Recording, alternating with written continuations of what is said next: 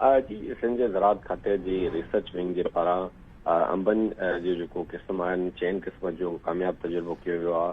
हाणे अंब जेको ऊन्हारे खां पोइ सियारे में बि तयारु थी सघंदा। मीरपुर ख़ासि में हिकु वण ते जेको अंब जे ॿिनि क़िस्मनि जो कामयाब तजुर्बो कयो वियो आहे, जंहिंमें हिकु ऑस्ट्रेलियन ऐं ॿियो थाईलैंड जेको वैरायटी जो आहे, जंहिंमें इन ते जेको तजुर्बो कयो आहे, जिनमें जेके वैराइटीज़ साम्हूं आयूं आहिनि, जेके कामयाब तजुर्बो कयो वियो आहे, हुन में ऑस्ट्रेलियन जो जेको तांग क़िस्म आहे अंब जो, उहो थाईलैंड जी वैरायटी ऐं ॿियूं बि जेके मुख़्तलिफ़ ॿ जेके वैराइटीज़ आहिनि उन्हनि ते कामयाब तजुर्बो कयो वियो आहे। डीजी रिसर्च विंग नूर मोहम्मद बलोच जे तरफ़ां हिन हवाले सां पधिराई जारी कई वई आहे, जंहिंमें उन तरफ़ां इहो ऐलान कयो वियो आहे त अंब हिन वक़्तु गर्मियुनि खां पोइ सियारे में बि थी सघंदा। सिंध में सदाबहार अंबनि जी जेकी वैरायटी आहे उहो जनवरी खां जून खां अलावा जेको साल जा 10 महीना उहो मेवा ॾेई सघंदो। जेको वण सिंध में लॻायो वियो आहे हुन ते कामयाब तजुर्बो बि थियो आहे। ॿिए अंब जी नई जेकी वैरायटी आहे मेहराण वैरायटी,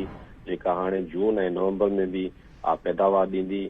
डीजी रिसर्च विंग नूर मोहम्मद बलोच वधीक इहो चयो त मीरपुर ख़ासि जी जेके हार्टिकल्चरल फार्म आहे हुन में 156 अंबनि जा वण पोखिया विया आहिनि, जिन में ॿियान वैरायटियूं शामिल आहिनि। तमामु वैरायटीज़ जी वणनि जी जेकी तयारी करण में 7 साल लॻा आहिनि। हिन वक़्तु इहो कामयाब तजुर्बो थियो आहे त गर्मियुनि खां पोइ बि सियारे में बि जेको अंब उहे तयारु थी सघंदा सिंध में। जी ठीकु आहे, वॾी महिरबानी वहीद राज पर तफ़सील ॾियण जे लाइ।